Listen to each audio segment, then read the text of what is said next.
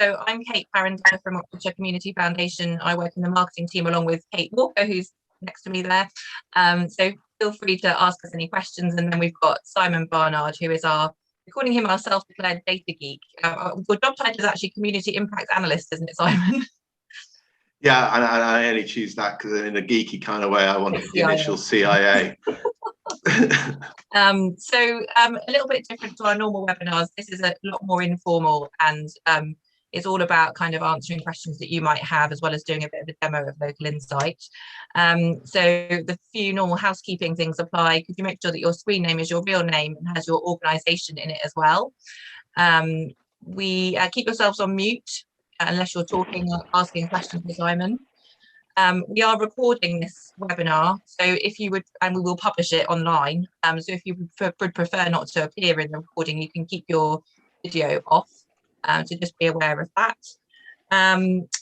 We'll be asking you to participate, so please do use the chat and be interactive. But with this number of people, once we get to the Q&A at the end, if you could raise your hand using the raise hand function, which I think is next to your name. If you go to participants and click next to your name, you'll be able to raise your hand there. So we'll use that to take questions as part of the Q&A. Yeah, and this is an informal session, so I think Simon would rather you sort of ask questions or raise your hand or post something in the chat as we go along, as he's talking. I don't think Simon wants to do a complete monologue throughout the hour, so please do take part, and if anything occurs to you, or if anything's confusing, then please do say so as we go along. Kate and I promise to be Simon's kind of lay people sounding boards. If we're confused, then we're going to tell him as well. So yeah, please do interact on the chat and by raising your hand, and we'll keep an eye out for those. So I'll just hand over to Simon now to give you a little intro about Local Insight. Hi, hello everybody. So I just wanted to sort of start by just explaining why we got Local Insight, and then maybe trying to guess why you should use it. So why we got Local Insight was many years ago. We kind of a trustee and I looked at our grant making and decided that we were okay, but we didn't really know what we were doing in terms, we didn't know whether it was going to the right places. And so what we decided we wanted to do is to have a look at and try and create something that we called the state of the sector, which was to try and understand what the problems of Oxfordshire were, and how the charity sector were responding to those problems. And I think that the other part that came into it was very much that one of the things that we noticed is that that Oxfordshire is a county of great inequalities, really. So we have some of the most highly qualified people in the world and some of the least. And we have some of the richest people in the world and some of the least, kind of thing. So we realized that we also really needed to look at things at a much more local basis, that looking at Oxfordshire as a whole doesn't really tell us a story, in that you end up averaging things out, and we tend to look actually as a whole better off than most places, but we know that isn't a true picture of the thing. So that's an emphasis on the local basis of Local Insight. So then and that comes on to also we decided to look at doing a couple of sort of what we call strategic programs. So the Oxfordshire homeless movement and Growing Minds, looking at early years, and also Age Friendly Banbury, which looks at more the other age end of the age spectrum. And whilst doing those, we started to apply for national funding as well from various areas. So this was where it helped us to do that. This helped us a lot to do that, and it also helped us to analyse those, particularly in Growing Minds. We wanted to know, we knew we couldn't do a early years county-wide because we don't have enough money or other resources either. So we needed to focus on a couple of areas, and we used Local Insight and lots of other data to actually decide where it would be best placed, and we ended up choosing Littlemore down to Berrinsfield, which both had a sensible level of problem, and also we had partners there that we could work with easily, so that helped us do that. And I suppose that, so that kind of brings on why should everybody else be using it in the same way? In that, I think we have when applying for funding, you have quite a difficult argument, especially if you're applying to some of the big funders, the National Lottery, Esme Fairbairn or whatever.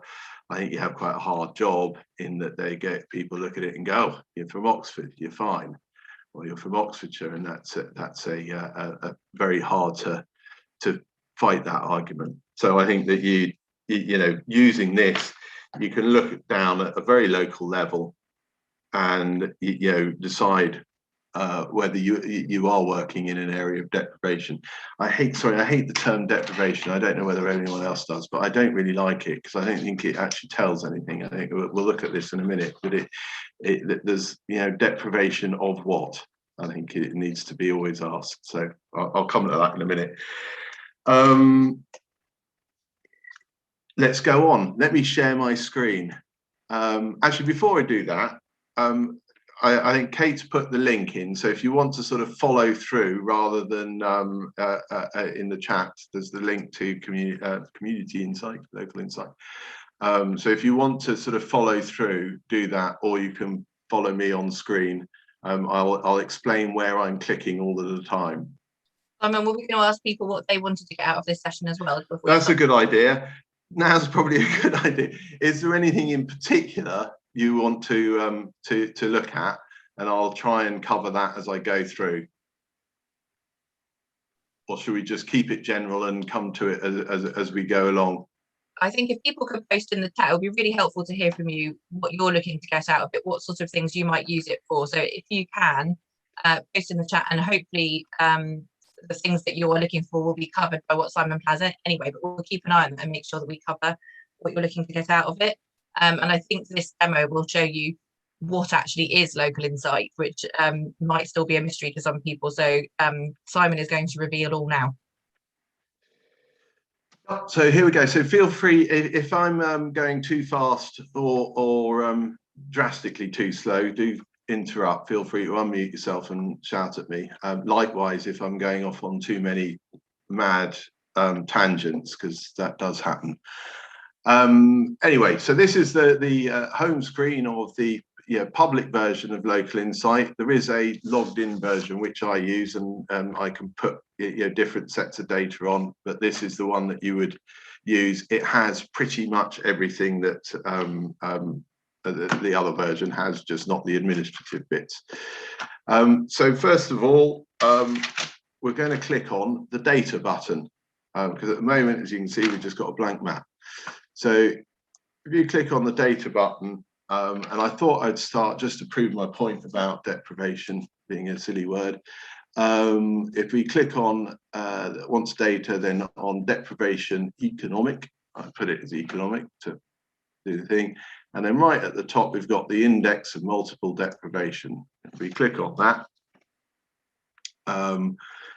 we get some nice colors. Now, the next button to click on, I'm going to do is across on the other side of the screen, there's the info button. So if we click on that, we now see what the breakdown, what the colors mean.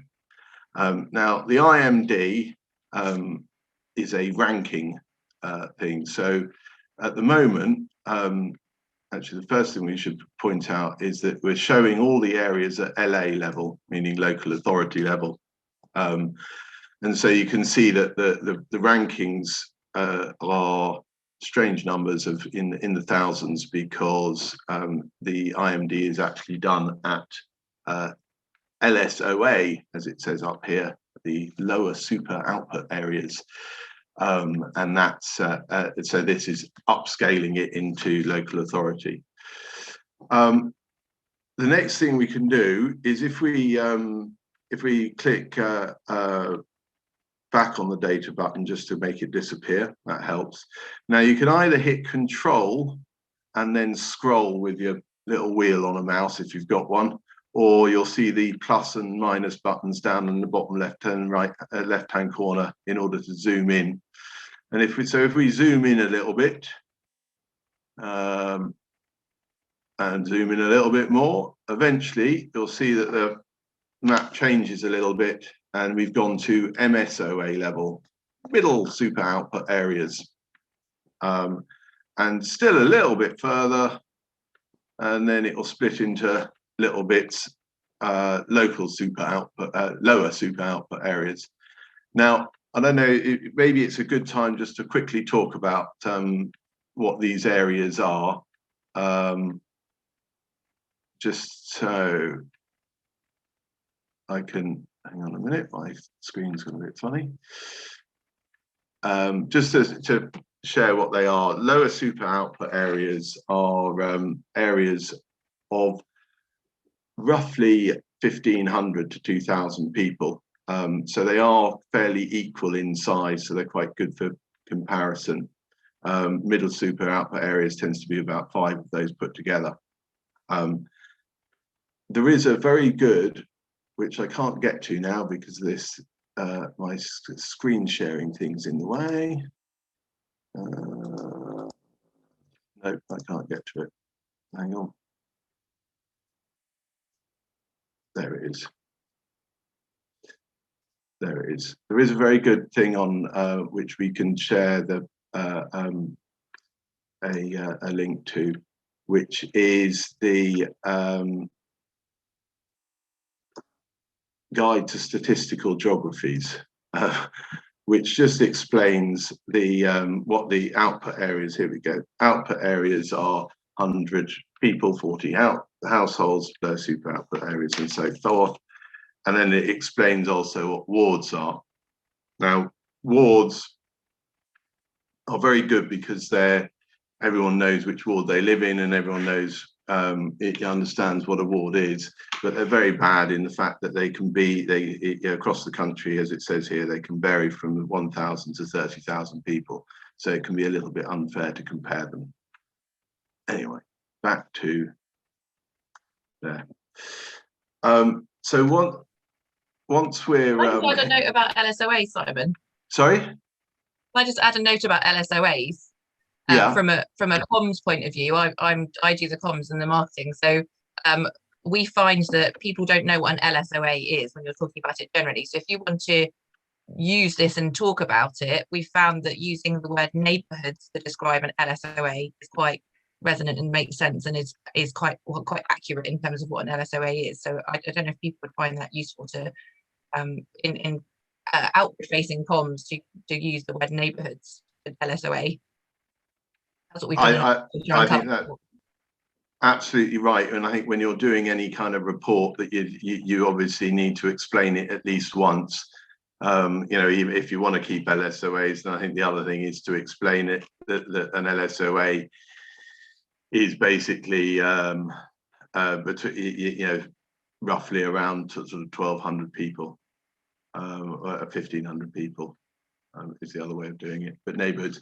There is another thing actually which is quite useful in that due to the confusion as well, like MSOAs, which are kind of nicer to use because of the comparator in size than wards, have actually now all been named with sensible names that link them to the wards, which is does help a bit. Anyway, so back to the index of multiple deprivation. So if we're back on this map, I know I've got Oxford sort of in the middle of the screen, but sorry about that. I don't favour them really. If we hit on where the info tab is, if we hit about the indicator.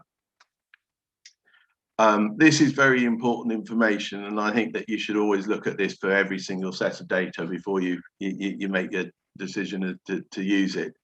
And it explains what it actually is. It does also have obviously the source, so if you want to dig even deeper into what it is, you can go to the source, in this case the Ministry of Housing, Communities and Local Government. The index of multiple deprivation, as it explains here, is actually a blend of 7 different domains. So the income deprivation, employment deprivation, education and skills, training development. health, disability, crime, barriers and housing services, and the living environment deprivation.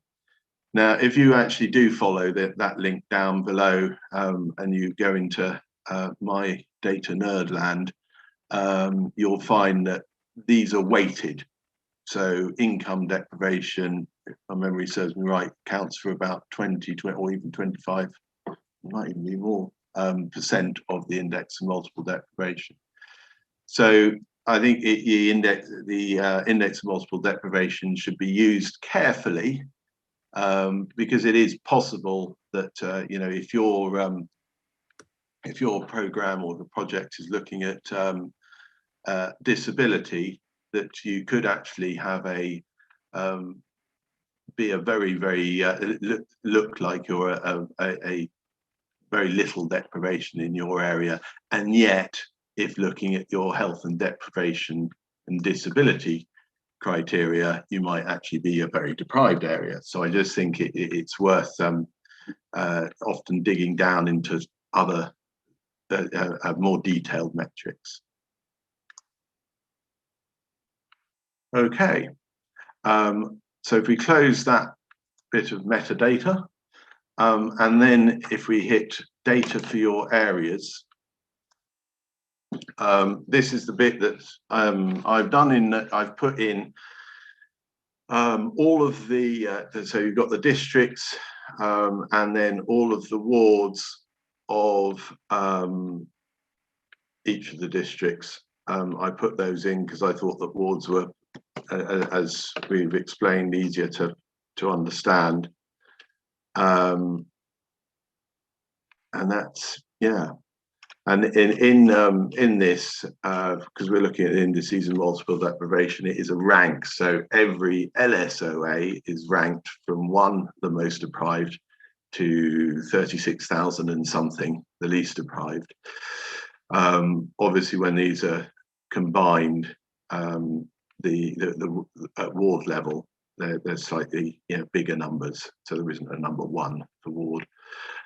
So as we can see here, Blackburn-Lees at 5,594 is the closest of the wards, I think, to the lowest, so the most deprived ward. And I would think somewhere like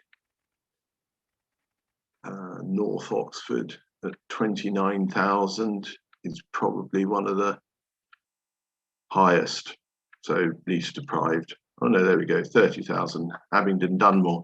And I think this again shows our point about the local aspect. So if we were looking at Abingdon as a whole, you've got, you know, Abingdon, Dunmore and Abingdon, Caldecott, you know, pretty much next door to each other, but you know, quite different in their levels of deprivation. And it's even worse, Freeland and Hanborough, which I don't even know where it is. Dear. I'm going to find out. You can click on anything and it will take you to it. So there is our least deprived ward in Oxfordshire.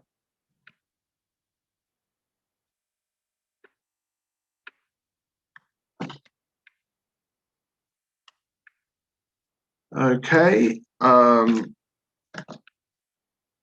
What I thought I'd move on to next is just having a look at a different set of data. So if we hit data, we can close the deprivation and actually no, let's leave deprivation open. And if we look at pensioners in poverty, pension credit, again, looking about the data, we can see that this was dated August the 20th. These are people claiming pension credit. The source is the Department of Work and Pensions. I would put in a good word for the Department of Work and Pensions because they publish their data very regularly. It is usually the most up-to-date data we can have. Obviously, things about population that are based on the census are now, you know, well, more than 10 years out of date. There we go. So pensions in poverty, if we close that and again look at now data for your areas, you'll see here that unlike, because of course it's a ranking, but unlike the IMD, we now actually also have a second column, which is a number.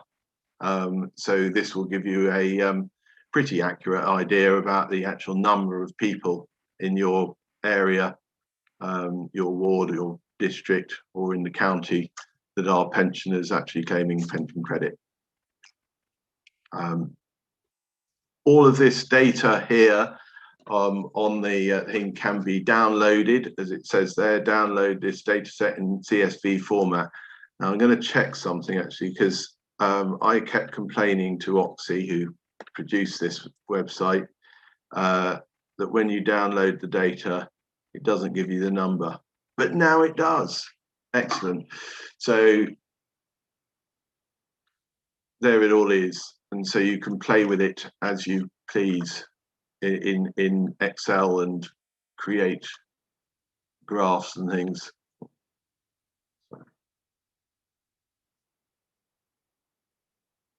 Previous to that, I tended just to copy and paste it into a spreadsheet and fiddle it around with that. But now you can actually get the number in as well. A quick word also then about, as you hopefully some of you have seen, that we have our insights page where I publish lots of reports, and so we could go for oh no, that's sorry, wrong one. So you can download any of these, and what you'll see is that most of them have pictures of maps in them. There we go, loneliness and isolation report. And I create these usually in Local Insight by doing, by using the Snipping tool. I don't know whether you all use Windows and everything, but I think most PCs and laptops have a Snipping tool. If not, I'm sure there's lots of similar tools on Apples and things. So here's my Snipping tool. So what I tend to do is to focus on the area that I want to. Let's go for Oxford. I tend to sit it next to the graph, the explanation of it, and then with a Snipping tool, do something like that, which I can then copy and put into my Word document and explain about it.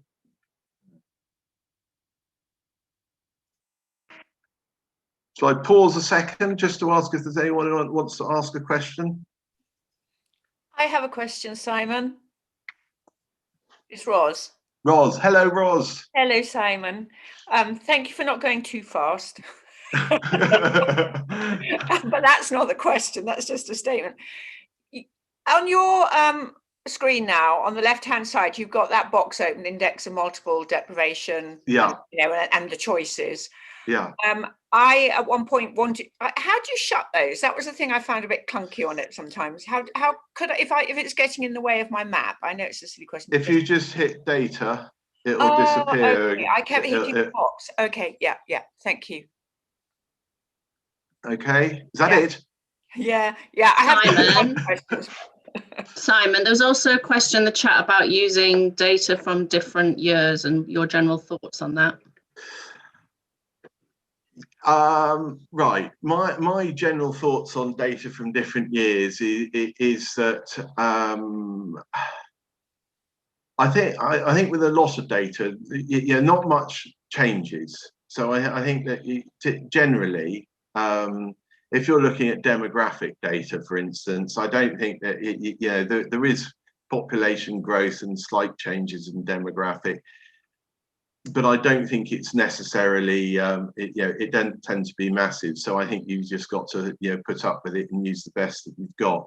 There is, if you dig around in here, so I just as an example, population and demographic, this total population button here, I think, and I'm now going to be proved wrong, this would be awful, about the indicator. So this is actually from it is not from the census, it's actually from the Office of National Statistics, which is published annually. It's their, I can't remember what they call it, it's their mid-year estimate, that's what it's called. And I think that, so I would use that. There are various data sets in here, so I'll admit to a couple of things here that I have. One of the ones that bugs me is education. So we did a lot looking at this. Now, I like stats like these average points for Key Stage 2 and number of GCSEs and things. However, unfortunately, the Department of Education have stopped publishing these at local level. They now only publish them at sort of local authority level. So I think if I click on that, we'll find that it is quite out of date. It's from 2013-14, but it's the best data we've got. Yeah, there's a relevant question here, Simon, from Leslie in the chat. How often is the data updated? And I think what you're showing us shows that that depends on when the source is updated. But is it worth explaining how often Local Insight pull in the most recent data? So Local Insight pretty much do it within about a day of it being published by this is all open data. So this is all published by generally government departments, but other people as well. So Local Insight tend to publish it within about 2 days, if at most, of when it's released. So it's as up to date as you can get, I think. But I think that we all have to understand that the data of this size. There's a very good blog actually. It's worth following. Where's it gone? Here we go. Where have I put that? No, this one. The OCSI.uk. And if you go to their blog, it's got some very interesting articles on it. One was about arguing about the census. Should you use census data? It's 10 years out of date. And their argument was actually, although it might be 10 years out of date, it's probably the best data we've got, because it's the most thorough, and almost everything else is based on guesswork. That people do surveys of 1,000 people, and that's supposed to represent 17 million or 10 million, whatever. So I think it's yes, I would make a slight judgment as to what I think is the best data available to me. If possible, though, I like data that is, the more up-to-date data, the better. And hence my argument for the Department of Work and Pensions. We will share with you another thing on Local Insight, which I've now lost, is this, which is a list of all of the bits of data that are available on Local Insight. I've obviously chosen, I don't know how many, but probably about 100 or so out of like 1,165. We'll send you this and you can have a look at it. And if there's anything that you particularly want to know, it takes me a minute to put it on. So I can add it to the public site. It's no problem whatsoever. And in this, it shows you again, obviously, when it was published, how often it's updated, and where its source is. Simon, in the chat, there's a little bit of discussion about the wards versus LSOAs. So Sharon from Earth Trust has said, some of the wards are unhelpful in that they extend over very mixed areas. For example, Sandford and the Whitnams in South Oxfordshire contains Whitnam and Berensfield. And she says, is there any way to split wards further? So perhaps you could just recap that. I think that is by using MSOAs and LSOAs, isn't it? But if you could just explain that a bit further, what the difference is between those different types of area. I think, yes, there's a lot of difference. I was going to set you a task, actually. One of my tasks was going to be to send you was to find the smallest and the largest wards of Oxfordshire. Why don't we do that now? Because I think that would clarify some of the chat, actually, some of the confusion over the different types of area. So see if you can do that. I sadly gave you a hint of showing you where the total population button was. So if you have a quick browse and see if you can find which has the biggest population and which has the lowest population in Oxfordshire. I better do it myself as well. Hold on.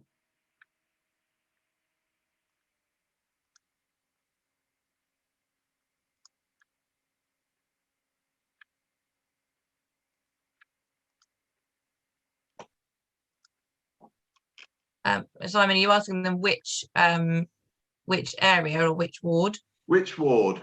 Which ward has the biggest population in Oxfordshire and which ward has the lowest population in Oxfordshire? Yeah.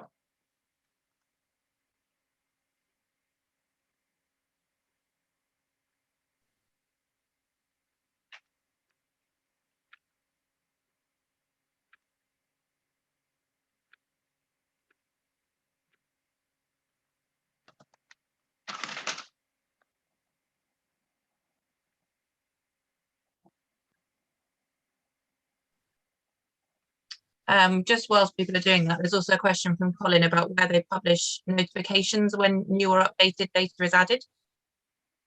Sorry, say that again.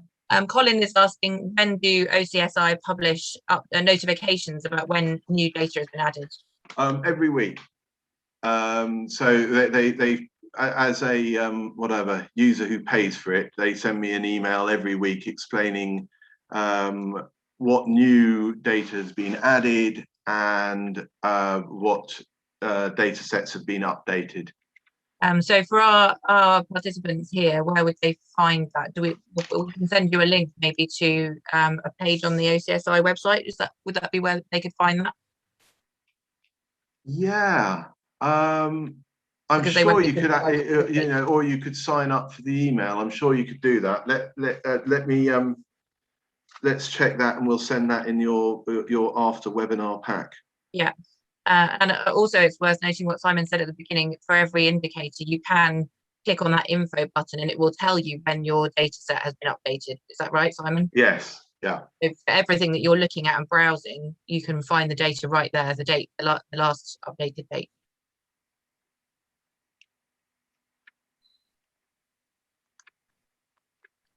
Oh, I think right. Is there anyone found a Colin, sorry, not Colin.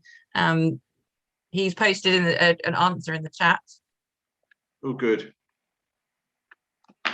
Anne says, when I scroll in, the menu disappears. Can you give any hints and tips about that, Simon? When you scroll in, which menu? Zoom into the map, you mean?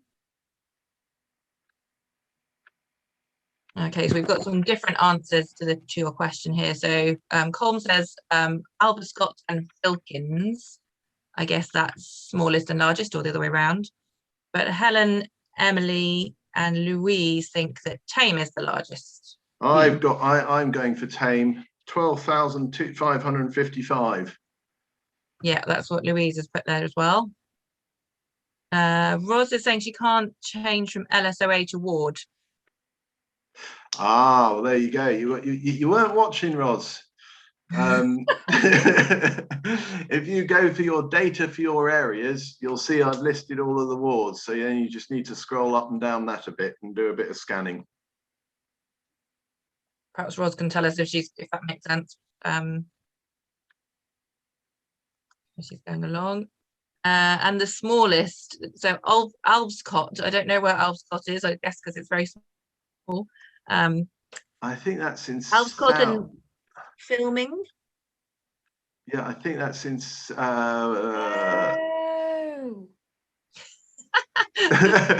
had a revelation. That's in West Oxfordshire. Yes, you've beaten me because I thought it was going to be North Lee with 1,880, but you've got 1,833 in Alberscott. So there we go.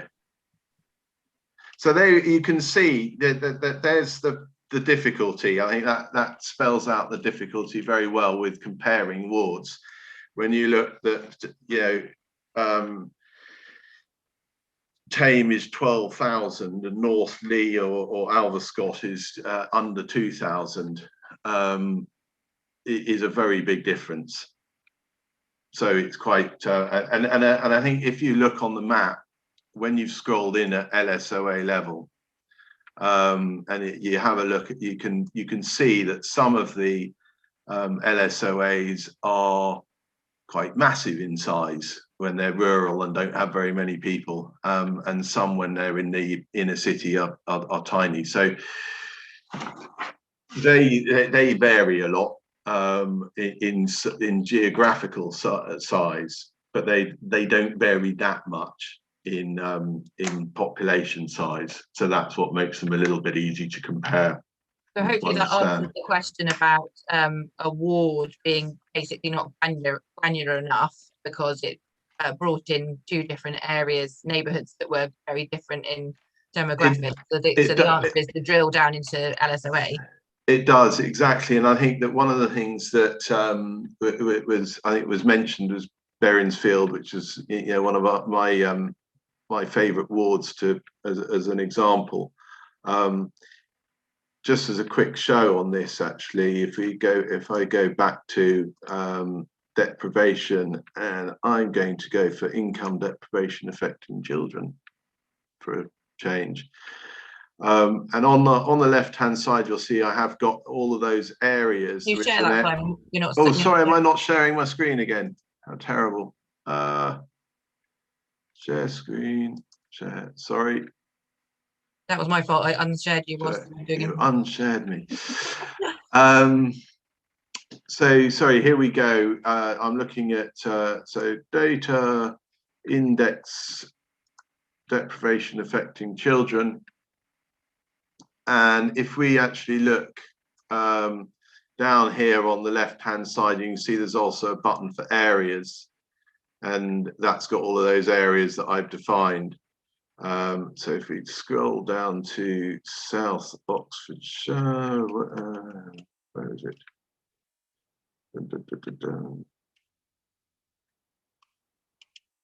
Sorry, Berrinsfield, there we go. That shows there you can see the ward of Berrinsfield.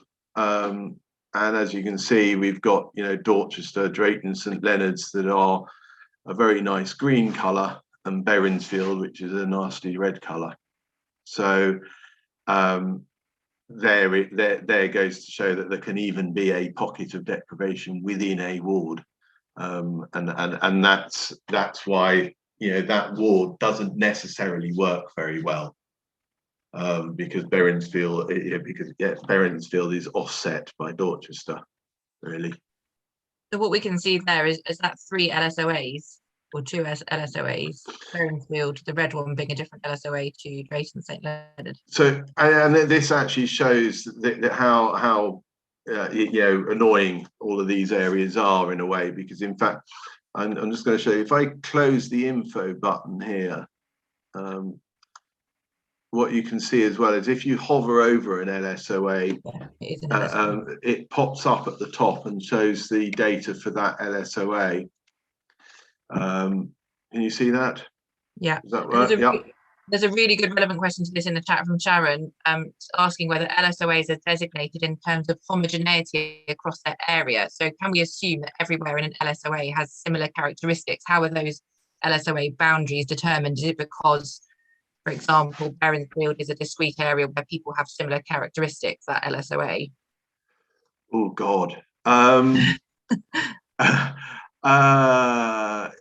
think that, yes, I think is the short answer to that. I think that they are drawn, they try not to be drawn across, so that you would try not to draw a, I'm trying to think of an area that's a good example. They're quite small areas because of the population. So I think you would try not to draw an LSOA. Let's have a look, see whether they have between sort of Iffley Village and Rose Hill, which you could do. if you wanted to. So I think they, yeah, I think they do. I think it's very difficult. I don't quite know how they've done them actually. They draw them. You know, I don't know. I don't even understand. I don't really understand how they decided how wards are that shape either. When you say they, you mean who decides the LSOs, the Office for National Statistics? Actually, I think that part of it's being done by Oxy, who produce this. That's part of their work. Who actually create Local Insight, because they are the people who develop the IMD and all of its all of those things, and they do quite a lot of work in you know, in this. So I think that they have done it. I'm going to go back to this thing on statistical geographies, because I think there is actually an article about. I think what we should do is probably share that with people to look at this session. We've got 15 more minutes, so I suggest we do some Q&A. We seem to be doing that. Yeah, exactly. So invite people to ask further questions. I'll just have a look at the chat and see if there's anything coming up. But if anybody's got a question that they want to speak out, I'm going to show you a couple of extra quick tricks as well, just while we you know, as well, which might help. There is this navigate button, which is useful because if you want to look at the whole county, but you don't want to zoom in and out, so you can do that, and then it shows all of the data at LSOA level. You know, likewise, you can do it for any of the other districts. So that sometimes helps if you want to, you know, quickly identify where is the area of deprivation by whichever measure you've chosen. So let's look at youth unemployment. I want to show you this as well. I was going to ask you to go away and do a quiz on this one as well, but let's you can do that in your spare time. It's probably more fun. The youth unemployment. So this is people. They've published both the youth unemployment and the normal unemployment benefit, JSA and universal credit. Oxy have been doing this on a monthly basis throughout the pandemic, so we can basically go back in time, and that's, you know, very useful if you want to actually have a look at the rise. And so I've done that. There is a blog, not a blog, an insight post somewhere there about both of them, showing that how the number of unemployment claimants has, you know, sort of rocketed back in March. I think it's worth mentioning there that this is an example of where Local Insight can be really cool, because although none of this is our own data, it's all open data and anybody could have technically done what Simon did. Simon produced that report, I turned it into a press release, and we got a headline news story on BBC South Today, and it wasn't our data, because we had pulled it together using Local Insight. From a comms point of view, that's something really good that you can do with it. Exactly, I was very proud. I got cited on South Today. Isn't that amazing? We've got a couple of techie questions here you might want to answer. So Colm says, are there APIs to the data on the site? I don't even know what APIs are, but perhaps you do, Simon. I do and I don't. I don't really understand APIs, but no, as far as I know, there isn't. Okay, is time series data generally available here, or does it rely on the source providing it?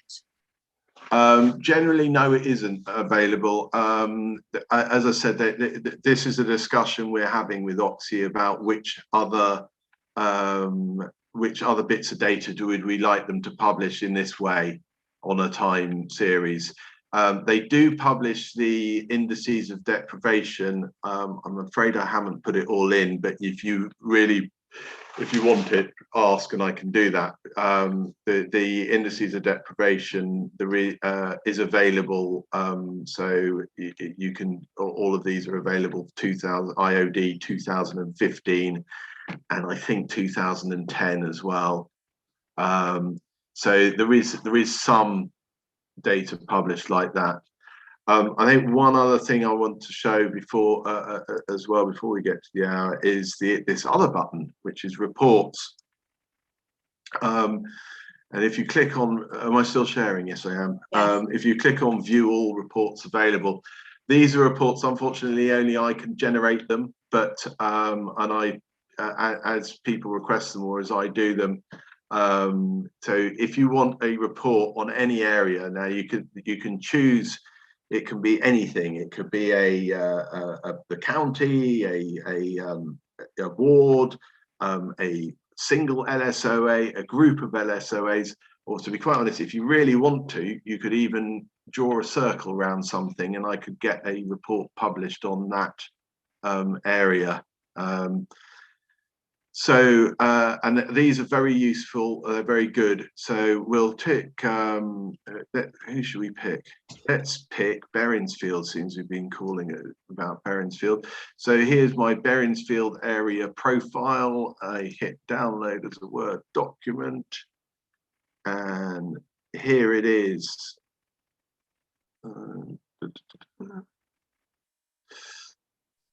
And this is almost, I always compare these to the JSNA, Joint Strategic Needs Analysis, and literally they take about less than half an hour to produce. So it starts with a nice little infographic about the general stuff, and if you scroll down, and this is in a Word document as well, so you can actually click on any of these things and copy and paste them and put them into your own. So it has your nice little graphs comparing Berensfield to Oxfordshire and England, population by ethnicity, country of birth, migration, and it goes on. It's about 71 pages long, people out of work, and so on and so forth. So absolutely, there won't be much that you want that isn't in one of these reports, I would bet. And perhaps we could cover a couple of things from the chat in terms of types of data. So a couple of people have mentioned that they're looking for data on disabilities. Could you sort of just quickly point out where they might find that? Right. I've tried to organise this, and I've got to say it's very difficult to organise the data because so I've got a feeling have I put disability and health? I think it's vulnerable groups. Vulnerable groups, I've put it in. It's very difficult to do it without offending somebody. I find it hard.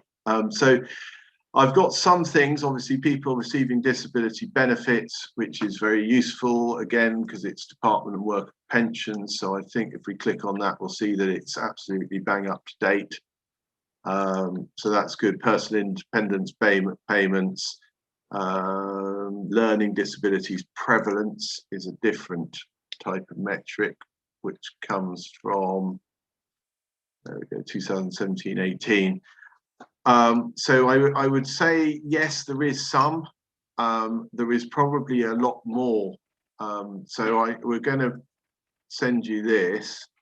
Let me do a quick.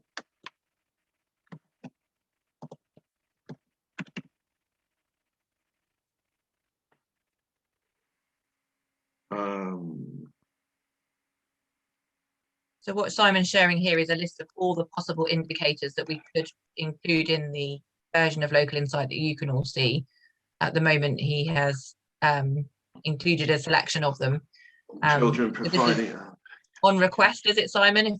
Yeah, we can send you this list, and then if if there's a particular set of data that isn't already on the site, I can always put it on the site. It doesn't take long.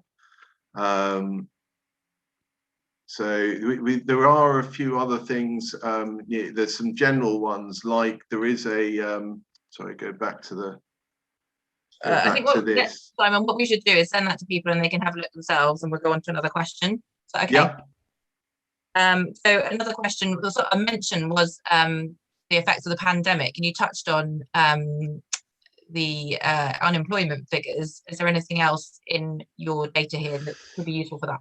I mean, when this whole thing started, when the pandemic started, I actually Oxy produced this sort of set of data, all these lists of data sets that were possibly useful, and I actually put them all on here. But I think it became a bit, a bit of overkill. But I've kept a few. So down here I've got COVID-19 and other.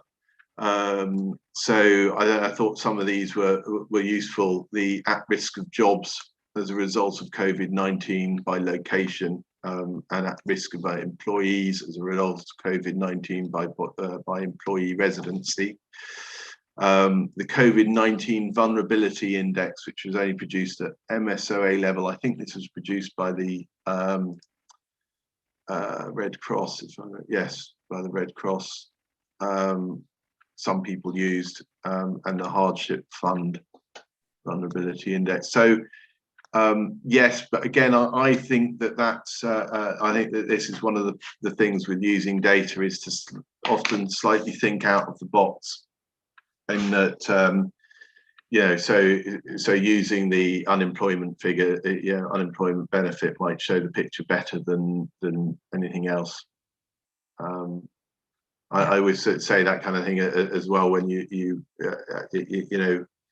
can look at I don't know, you can sometimes look at an odd, a different set of data to show something. So you might want to look at obesity figures, might actually be a good way of looking at deprivation, as opposed to the indices of multiple deprivation.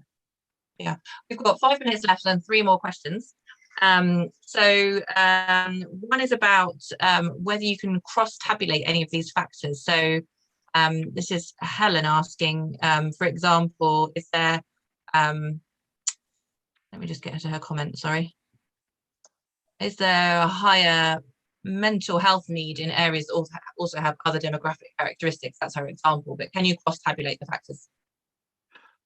You really probably need to do that outside in terms of, I mean, there is this function here, dashboard, which I'm afraid I don't use very much, so I probably haven't done it very well, where you can actually, here we go, where you can actually put, unfortunately, I have to decide what's on the dashboard, but you can do a bit. So there we've got the different metrics, and then each of the things. So you could do it that way.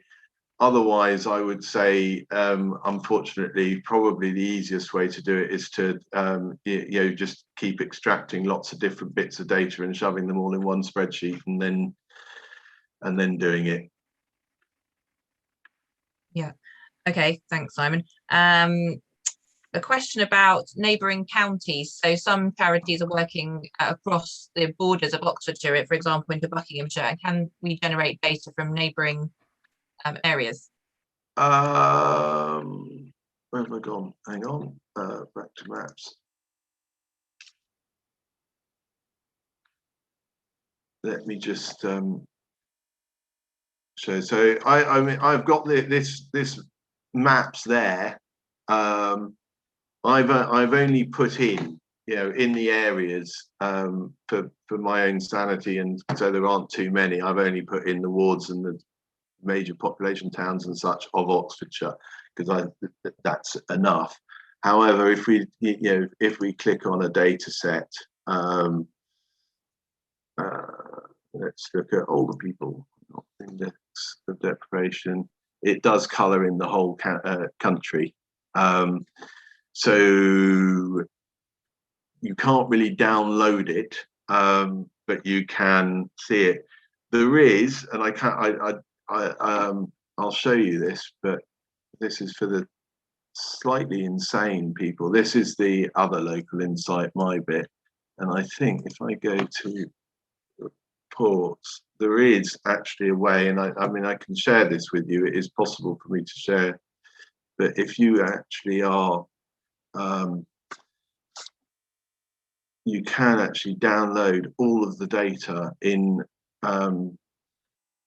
Oxy on a giant spreadsheet that is, 1,106 columns long, and I think there's a balance between the data geeks and the people who want the nice, pretty maps and things like me.